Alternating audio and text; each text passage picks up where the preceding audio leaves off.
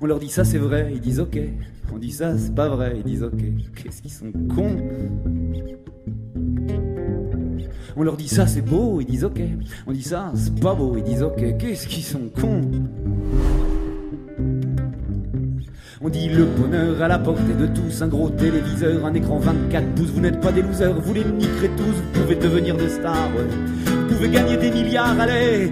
Regardez, regardez, regardez, regardez, regardez, regardez. On a le monde à notre pote, 6 milliards de Pékin moyens qui baissent docilement leurs culottes et qui nous bouffent dans la main. Qu'est-ce qu'ils sont cons ces pauvres, qu'est-ce qu'ils sont cons. Ils apprennent tout dans nos écoles, dans nos journaux, nos télés, ils ont tous cette envie folle, nous tutoyer, nous ressembler. Qu'est-ce qu'ils sont cons ces pauvres, qu'est-ce qu'ils sont cons, qu'est-ce qu'ils sont cons ces pauvres.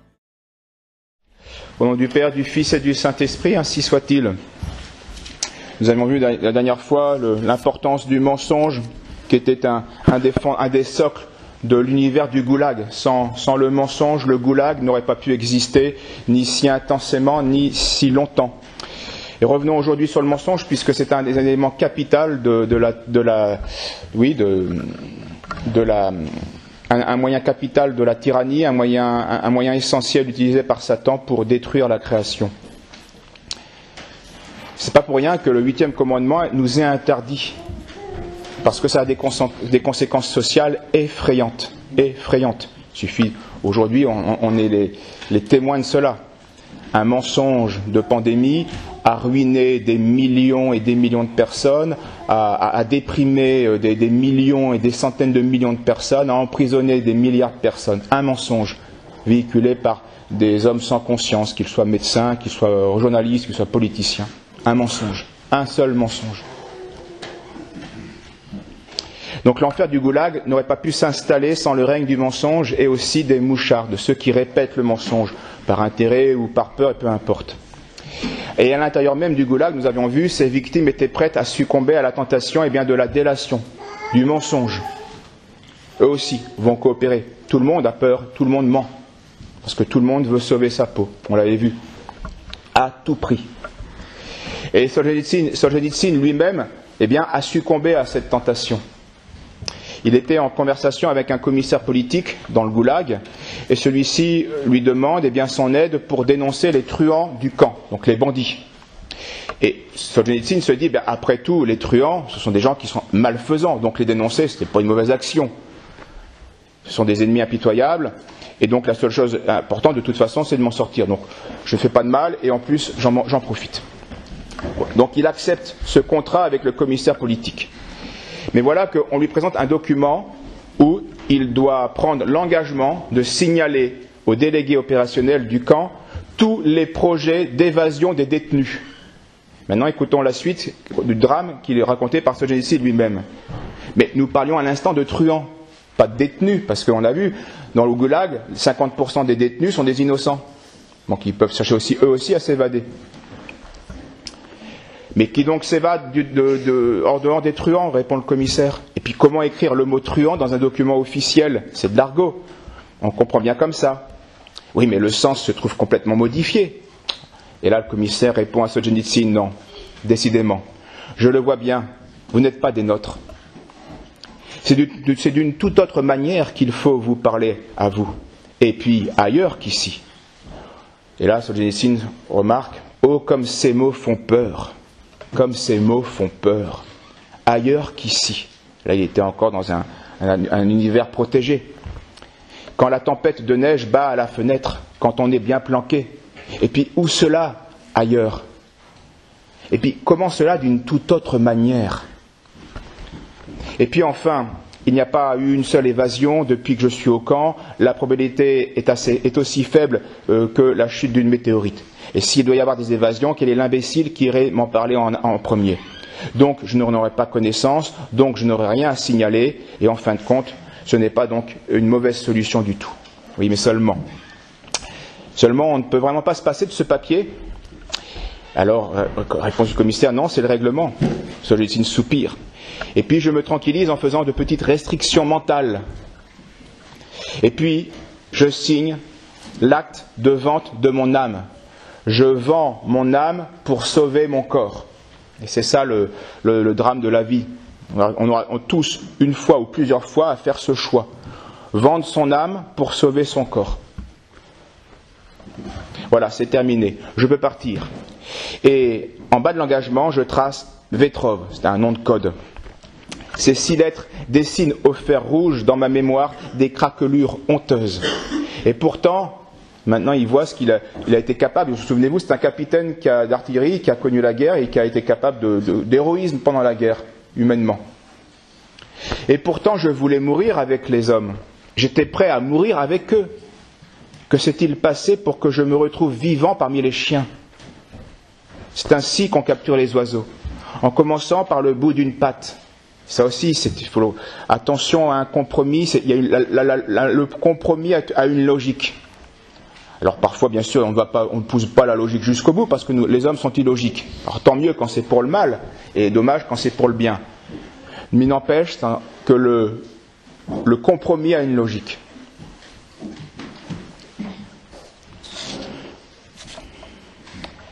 Mais par affection spéciale émanant du ministère, je fus extrait du camp et envoyé dans une autre zone. Et donc cela me sortit d'affaire.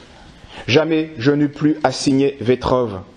Mais aujourd'hui encore, je me recroqueville quand je rencontre ce nom. Oh, qu'il est difficile de devenir un homme. Même quand on a été au front, même quand on a subi des bombardements et qu'on a sauté sur des mines, ce n'est encore que le début du courage, ce n'est pas encore tout. Oh, qu'il est difficile de devenir un homme. Et les enfants le savent déjà. Pourquoi les enfants mentent si facilement? Pourquoi les enfants mentent si souvent? Par peur, par intérêt. Ils vendent leur âme pour sauver leur corps. L'enfant le sait très bien, cela, que c'est difficile d'être un homme. Mais est-ce que nous, hommes, avons-nous aussi oublié cette difficulté? Parce qu'on a beau ne plus être enfant, la difficulté est la même. On peut vendre son âme pour sauver son corps. C'est difficile d'être un homme, et on le voit bien avec les persécutions. Nos livres d'histoire et nos livres pieux nous parlent, cette phrase est bien connue de Tertullien, le sang des martyrs et la semence des chrétiens. C'est vrai. Mais je vous l'ai déjà dit, pour un martyr, combien d'apostats? Pour un martyr, combien d'apostats? Il y a eu des graves crises dans l'Antiquité chrétienne, justement, qu'après les persécutions, les apostats revenaient en masse. Ils avaient eu peur. Ils avaient vendu leur âme pour sauver leur corps. Alors comment faire? Quelle pénitence leur donner, etc. Ça, c'était de grandes disputes. Quelle pénitence leur donner pour qu'ils reviennent dans la communion de l'Église? Donc en Russie judéo-communiste, vous le savez, on emprisonnait des innocents sur simple dénonciation mensongère. Et on demandait donc aux prisonniers qui étaient accablés par la souffrance de reproduire pour d'autres ce qu'il avait lui-même privé de sa liberté. Faire une déposition mensongère. Et ça lui amenuisait sa peine. C'est de la folie, c'est du pur mensonge. Et pour cela, bien sûr, plusieurs techniques classiques. Quand on vous avait froid et faim, on vous convoquait dans une pièce chaude où on se sent bien, où on sent l'odeur de la cuisine. Et puis on explique aux malheureux, bien que s'ils ne se montrent pas idiots, on va pouvoir s'entendre, qu'il n'y aura plus jamais faim, qu'il ne manquera plus jamais de rien. Autrement, nombreux sont ceux qui... La menace fait que nombreux sont ceux qui flanchaient. Mais ces techniques sont toujours pareilles, c'est pas la fin, c'est le travail, c'est la survie, ces moyens-là ont toujours été malheureusement utilisés par les hommes. Solzhenitsyn fait cette remarque: la faim de vivre est alors plus forte que la soif de vérité. Eh oui, parce qu'on a une partie animale, et notre partie animale est faite pour vivre. Donc il y a un vrai conflit entre la chair et l'esprit. Saint Paul et tous les évangiles ne le font que l'expliciter. Il y a un conflit entre la chair et l'esprit. Pas toujours, pas tout le temps, mais il y a des moments où il y aura des conflits. Et d'autant plus violent en nous que la faim de vivre est parfois plus forte que la force de l'esprit, la soif de vérité. Et Solzhenitsyn raconte un exemple d'un prisonnier qui va se mettre à écrire tout ce qu'on lui dictait. Il va calomnier 24 personnes sur lesquelles il n'en connaissait au demeurant que 4. Et durant tout le temps de l'instruction, on lui donne à manger, mais jamais assez de façon à pouvoir recommencer à jouer sur la faim, à la première tentative de résistance. Et en lisant les quelques notes qu'il rédigea sur sa vie avant de mourir, on frissonne. De quelle hauteur, dans quel abîme peut tomber un homme courageux? Parce que lui aussi, ce n'était pas une crapule en soi.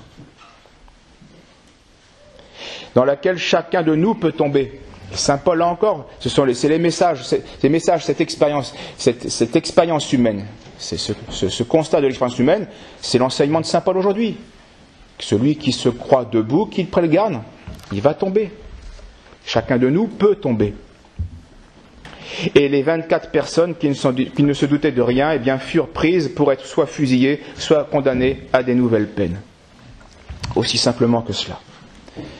Donc les gens mentaient parce que les gens avaient peur. Peur pour leur peau. Voilà pourquoi la machine infernale du goulag a tourné si longtemps. Et le Christ, là encore, donne la solution. Elle n'est peut-être pas facile ni évidente, mais c'est la seule. Il nous a appris à ne pas chercher à sauver notre vie à tout prix. Mais il nous a plutôt appris, et même engagé, à porter la croix. Il nous a surtout appris à ne pas craindre ceux qui tuent le corps et qui après cela ne peuvent plus rien, dit notre Seigneur.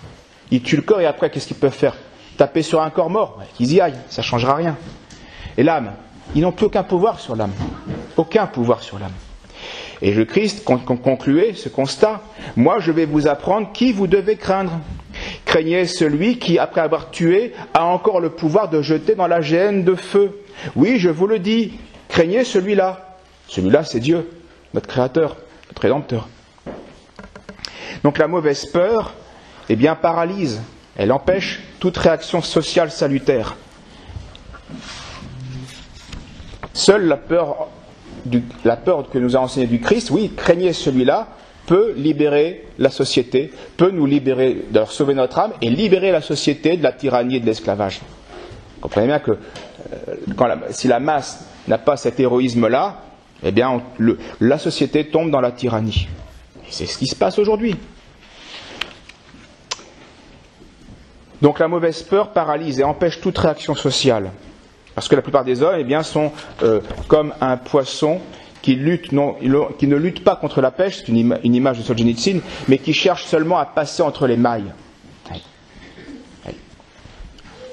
Peu d'hommes agissent en vue du bien commun, mais uniquement de leur bien privé. Alors bien sûr, on a un bien privé à protéger et à sauver, évidemment.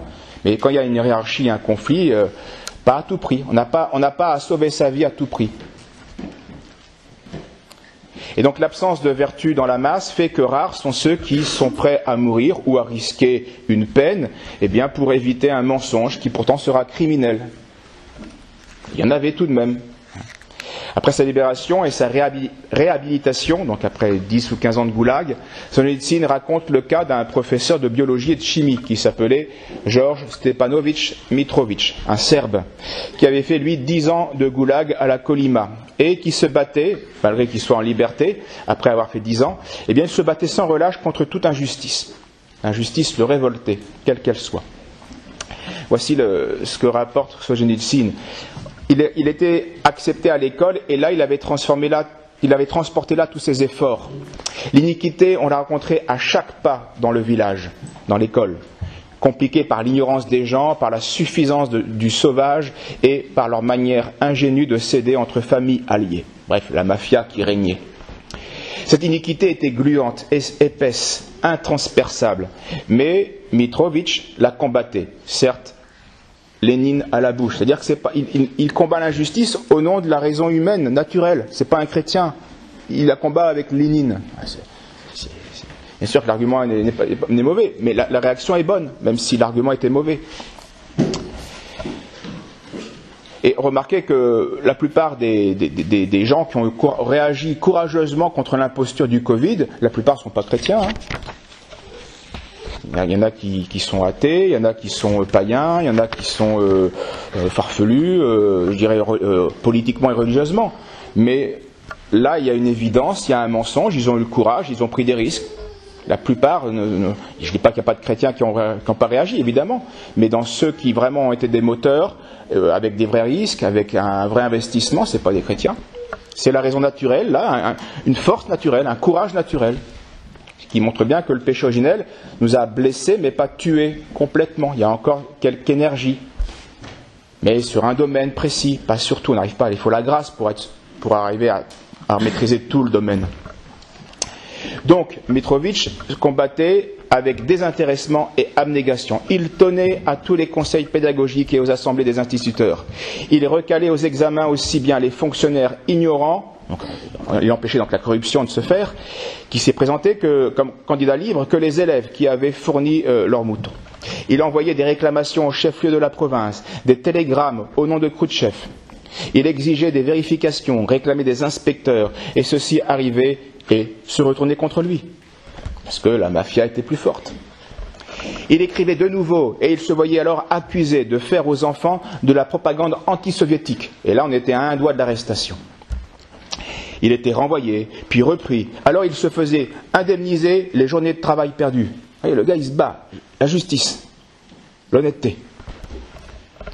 On le mutait dans une autre école, il n'y allait pas, alors on le renvoyait de nouveau. Ah, la belle bagarre. Si je m'étais joint à lui, à nous deux, eh bien, qu'est-ce qu'on leur aurait mis? Cependant, je ne lui apportais aucune aide.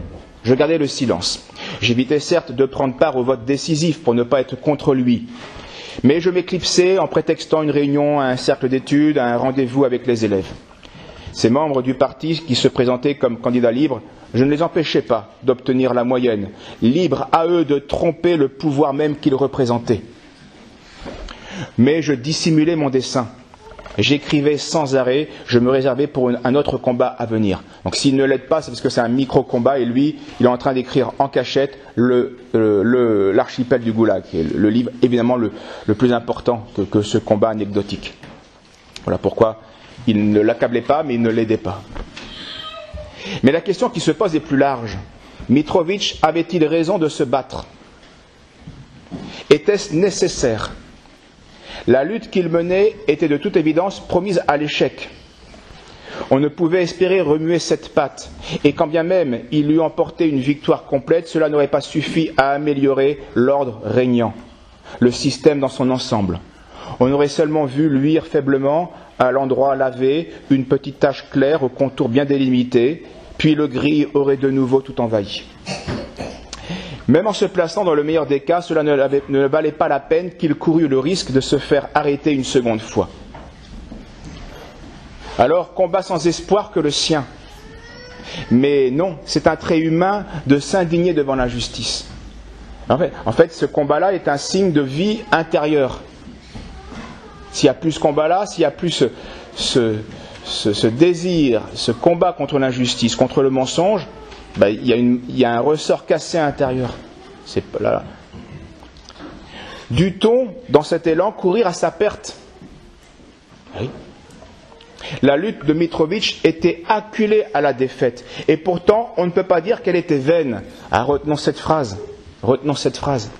La lutte de Mitrović était acculée à la défaite. Et pourtant, on ne peut pas dire qu'elle était vaine. Il avait raison de se battre. Il avait raison. Il se maintenait en vie intérieure, naturellement. Peut-être que Dieu lui fera une grâce plus grande, c'est le secret de Dieu. Si nous n'étions pas si raisonnables, tous tant que nous sommes, si nous ne répétions pas les uns aux autres d'un ton géniard, ça ne servira à rien, c'est inutile. Bien, si on arrêtait cela, notre pays, disait-il, serait tout autre. Et la masse dit c'est inutile de se battre. En fait, elle casse elle-même son moteur intérieur. Il n'y a plus de réaction possible. Et c'est pourquoi notre monde aujourd'hui mérite l'esclavage de l'Antéchrist, de manière générale. Et il l'aura. On y aboutira. Ça ne sert à rien d'être juste, ça ne sert à rien de se battre contre le mensonge. Mitrović n'était même pas un citoyen à part entière, c'était un relégué. Mais les éclairs qu'il lançait les éclairs que lançaient ses lunettes faisaient peur aux autorités de Riom. Donc un ancien détenu, par un courage et par un sacrifice, une abnégation complète, faisait un peu trembler le système. Et si ça avait été des nobles, des personnes en place, des personnes politiques, bien sûr qu'il y aurait eu de la casse, bien sûr qu'ils auraient risqué leur peau. Mais on peut pas. Ce choc frontal aurait fait que le système ne pouvait pas durer. la phrase que notre Seigneur nous disait, hein, ne craignez pas ceux qui peuvent tuer le corps, mais celui qui peut mettre dans la géhenne de feu après. Et notre Seigneur l'a dit à ses disciples, à ses apôtres. Il ne faut quand même pas oublier que tous les apôtres ont été arrêtés, ont fait de la prison, ont été arrêtés par la police, ont été considérés comme des fauteurs de troubles, comme des impies, comme des gens subversifs, et sont morts. C'est ça nos origines. Là encore, c'est pas pour rien que le Christ a voulu mourir dans les conditions très particulières de la passion. Alors, nous, cherchons à faire de notre âme, dans ces temps apocalyptiques, il faut chercher de faire de notre âme une maison de prière. C'est tout. Notre mission n'est pas de sauver le monde, mais de sauver notre âme, en luttant contre la justice, en ne pactisant pas avec le mensonge, etc. Autant que, bien sûr, on n'est pas, comme ce que j'ai dit ici, on n'est pas obligé de rentrer dans toutes les batailles. Remarquez-le bien. On n'est pas obligé de rentrer dans toutes les batailles. On a une question de temps, une question d'intérêt, de hiérarchie, Mais ultimement, il y aura des moments où il ne faudra pas sauver son corps en perdant son âme. C'est un mauvais calcul. Donc pour cela, ce monde doit nous aider, en fait, à nous détacher du monde. Parce qu'il n'y a plus rien d'attirant dans le monde. Il y a de moins en moins de choses attirantes dans le monde fait par les hommes. Parce que dans le monde fait par Dieu, oui, il reste beau. Dieu merci. Donc il faut chercher à faire de notre âme une maison de prière. Et quand l'heure du témoignage ultime viendra, face aux forces ténébreuses, il ne faudra ne pas avoir peur. En étant humble, en sachant bien que ce sera une grâce de Dieu de ne pas avoir peur. Donc il faudra la demander, cette grâce. Et au moment de la tentation, Dieu vous donnera, dit l'Épître, vous donnera le pouvoir d'y résister. À condition que nous soyons prêts aussi à sacrifier notre vie à l'exemple du Christ. Parce que c'est ça. Si on accepte d'imiter le Christ et de le suivre, alors il y aura les grâces qui suivront. Au nom du Père, du Fils et du Saint-Esprit, ainsi soit-il. On leur dit eux gentils, ils disent ok. On leur dit eux méchants, ils disent ok. Qu'est-ce qu'ils sont cons. On leur dit c'est la guerre, ils disent ok. On leur dit faut la faire, ils disent ok. Qu'est-ce qu'ils sont cons. On dit l'ennemi se cache n'importe où, surveillez vos amis, restez planqués chez vous, nos démocraties sont en danger partout, on leur dit insécurité. On dit état policier, allez, paniquez, paniquez, paniquez, paniquez, paniquez, paniquez. On a le monde à notre botte, 6 milliards de Pékin moyens qui baissent docilement leurs culottes et qui nous bouffent dans la main. Qu'est-ce qu'ils sont cons ces pauvres, qu'est-ce qu'ils sont cons. Au service de nos portefeuilles, sous les prétextes les plus grossiers, ils se font démonter la gueule partout. Ils restent à piller. Qu'est-ce qu'ils sont cons ces pauvres, qu'est-ce qu'ils sont cons, qu'est-ce qu'ils sont cons ces pauvres, qu'est-ce qu'ils sont cons. Puis on dit l'air et l'eau deviennent des denrées rares qu'on achète en tonneaux, payant pétrodollars. Fait de plus en plus chaud, fait de plus en plus noir pendant qu'on gaspille ce qu'il reste. Tâchez de vivre un peu modeste pour réparer, réparer, réparer, réparer, réparer. Réparer. Nous on a le monde à notre pote, 6 milliards de Pékin moyens qui baissent docilement leurs culottes et qui nous bouffent dans la main. Qu'est-ce qu'ils sont cons ces pauvres, qu'est-ce qu'ils sont cons. Ça attend qu'on les culpabilise et que l'on sait les surveiller, qu'on les distrait, qu'on les divise. Aucun ne viendra nous saigner. Qu'est-ce qu'ils sont cons ces pauvres, qu'est-ce qu'ils sont cons. Aucun ne viendra nous saigner. Qu'est-ce qu'ils sont cons ces pauvres, qu'est-ce qu'ils sont cons. Aucun ne viendra nous saigner. Qu'est-ce qu'ils sont cons ces pauvres, qu'est-ce qu'ils sont cons. Aucun ne viendra nous saigner. Qu'est-ce qu'ils sont cons ces pauvres, qu'est-ce qu'ils sont cons. Ok, ok, ok. Inspirez, expirez, inspirez, expirez, respirez plus.